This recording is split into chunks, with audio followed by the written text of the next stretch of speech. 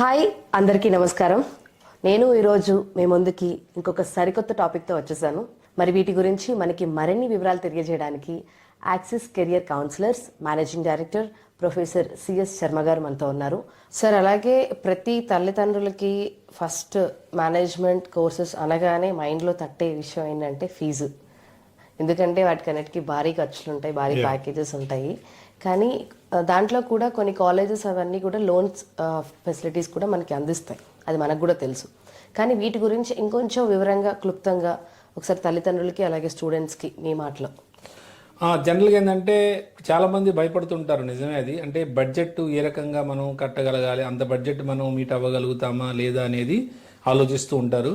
So ఎందుకంటే business schools concept ఏంటంటే almost business schools కొన్ని బ్యాంక్స్తో టైఅప్ అయి ఉంటాయి. బ్యాంక్ లోన్స్ పరంగా ఎటువంటి ఇబ్బంది ఉండదు. కాకపోతే మినిమం 7.5 lakh వరకు అయితే without any documentation they are ready to give the loan. అంటే ఇంకా 7.5 lakh దాటితే మనకు they can see the financial status of the parents. లేదు అంటే ఏదైనా గవర్నమెంట్ ఎంప్లాయ్ ఎవరైనా ఉంటే ఆ సైన్ ఇది అడుగుతారు, సిగ్నేచర్ ఇది చూసుకొని ఇస్తారు షూరిటీ కింద. సో 7.5 lakh వరకు అయితే కంఫర్టబుల్. ఎందుకంటే మనం మీడియం రేంజ్ బిజినెస్ స్కూల్కి వెళ్ళాలి అంటే మనకి అంతకన్నా బడ్జెట్ ఏమవుతుంది, ఆల్మోస్ట్ 10 lakhs లోపే ఉంటుంది. అవసరమైతే మీరు హాస్టల్ అంటే క్యాంపస్ హాస్టల్ నేను కూడా సజెస్ట్ చేయను. ఎందుకంటే క్యాంపస్ హాస్టల్స్ ఎప్పుడు ఎక్స్పెన్సివ్, అది జనరల్గా లొకేషన్ని బట్టి ఉంటుంది. అది బెంగళూరు అనుకోండి, కాస్ట్ ఆఫ్ లివింగ్ చాలా ఎక్కువ బెంగళూరులో. సో డెఫినెట్గా కాలేజ్ క్యాంపస్ హాస్టల్ అయితే కొద్దిగా ఎక్కువ ఉంటుంది. సో అది బేర్ చేయగలిగితే ఓకే. లేదు అనుకుంటే చుట్టుపక్కల చాలా పీజీస్ ఉంటాయి సరౌండింగ్స్లో, అక్కడ ఉంటే మీకు 8,000 9,000లో మంత్లీ అయిపోతుంది. లేదు అనుకుంటే స్టూడెంట్స్ ఆల్రెడీ ఒక 5-6 మెంబర్స్ గ్రూప్గా ఫామ్ అయిపోయి వాళ్ళు ఆల్రెడీ ఏదో ఒక అపార్ట్మెంట్ తీసుకుంటారు దగ్గరలో. సో ఆల్మోస్ట్ మీకు అప్పుడు 6-7,000లోనే కవర్ అయిపోతుంది. సో నేను కూడా అదే సజెస్ట్ చేస్తాను. ఎందుకంటే నేను ఎప్పుడు కూడా స్టూడెంట్కి బర్డెన్ తగ్గించడానికి ఆలోచిస్తుంటాను ఫైనాన్షియల్గా. ఆల్రెడీ మీకు బ్యాంక్ లోన్ 7.5 lakh వస్తుంది అనుకుంటే you better to go for only 7.5 lakh, ఎందుకంటే వితౌట్ ఎనీ డాక్యుమెంటేషన్ కాబట్టి. లేదు అంతకన్నా ఎక్కువ కావాలి, నాకు 10 లక్షలు 15 లక్షలు కావాలి అనుకుంటే పేరెంట్స్ గవర్నమెంట్ ఎంప్లాయీ అయ్యి ఉన్నా లేకపోతే కొద్దిగా ఫైనాన్షియల్ స్టేటస్ బాగుంది అంటే ఎంతైనా ఇస్తారు, అదేం కాదు. ఈవెన్ హాస్టల్ ఫీజు కూడా ఇస్తారు. దాని గురించి పెద్ద ఇష్యూ ఏం లేదు మీకు, దాని గురించి పెద్దగా వర్రీ కూడా అవ్వక్కర్లా. ఆల్రెడీ బిజినెస్ స్కూల్స్ కూడా కొన్ని బ్యాంక్స్తో టైఅప్ అయి ఉంటాయి. సో పర్టికులర్ బ్యాంకు మీరు వెళ్ళగలిగితే మీకు 100% వస్తుందని బిజినెస్ స్కూల్ వాళ్ళు చెప్తారు.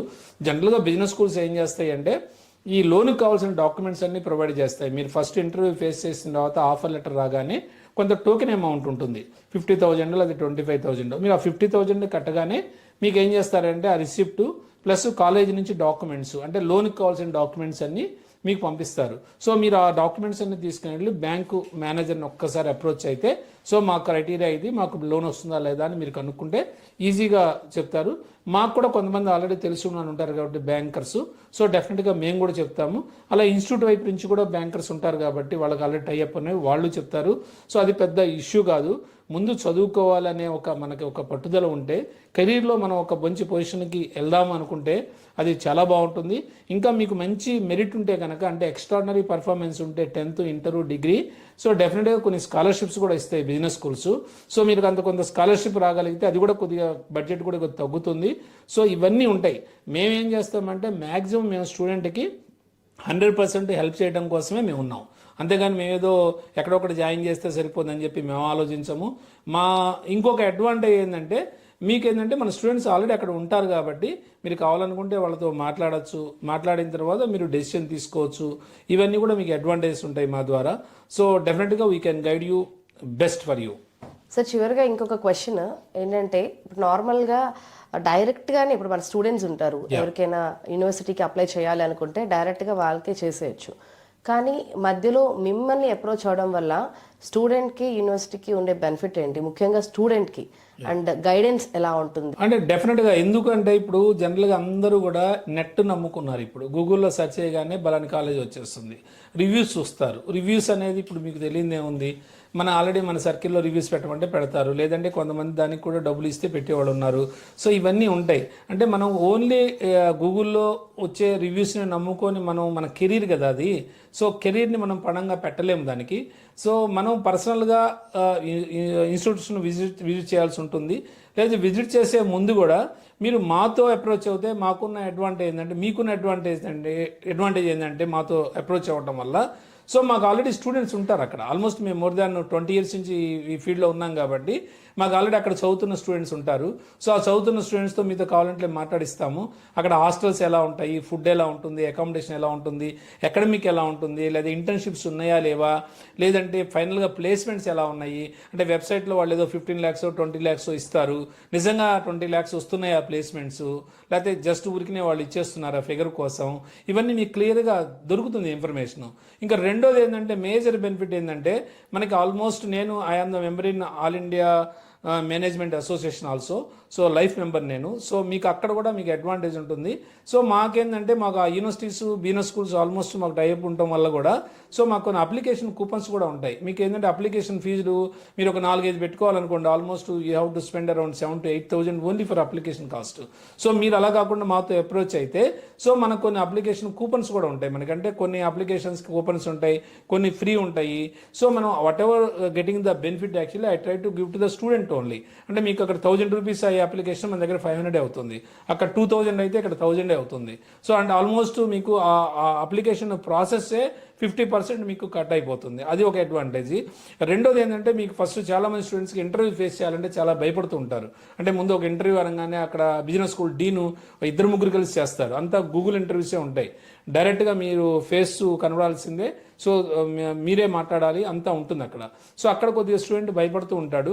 దానికి మేమేం చేస్తామంటే అవసరమైతే స్టూడెంట్ దగ్గర నుంచి ఒక మాక్ ఇంటర్వ్యూ తీసుకుంటాము. సో మాకు జనరల్గా రెగ్యులర్గా మేము చూస్తుంటాం కాబట్టి బిజినెస్ స్కూల్స్ వాళ్ళు అడిగే క్వశ్చన్స్ కానీ లేదంటే ఏ రకంగా వాళ్ళు అడుగుతారు అనేది కొంత ఇంటర్వ్యూ పరంగా కూడా మనం వాళ్ళని కొంత పర్ఫెక్ట్ చేయగలుగుతాం. అంటే ఇంటర్వ్యూకి వెళ్ళే ముందు కొన్ని మాక్ ఇంటర్వ్యూస్ కూడా పెట్టించగలుగుతాము. సో ఇవన్నీ మేము చేయించగలుగుతాం కాబట్టి డెఫినెట్గా స్టూడెంట్కి అనేది ఒక కాన్ఫిడెన్స్ బిల్డ్ అవుతుంది. సో 100% వాడు వెళ్ళవలసిన ఇన్స్టిట్యూషన్కి వెళ్తాడు. సో ఇన్స్టిట్యూషన్ గురించి కూడా మంచి ఇన్ఫర్మేషన్ ఉంటుంది కాబట్టి 100%, ఎందుకంటే రైట్ టైంలో రైట్ డెసిషన్ తీసుకోవడం అనేదే మెయిన్ పాయింట్. ఎందుకంటే మనం ఈ టైంలో మనకు రాంగ్ డెసిషన్ తీసుకుంటే కెరీర్ పరంగా చాలా బ్యాక్ వెళ్తాం. అందులో నేను ఆల్మోస్ట్ మా టైంలో అంటే అంత గైడెన్స్ ఉండేది కాదు, ఏదో చేసేవాళ్ళం. సో నేను అవన్నీ అనుభవించాను కాబట్టి మ్యాక్సిమం స్టూడెంట్స్కి బెస్ట్ కెరీర్ ఇవ్వడానికే నేను చూస్తాను.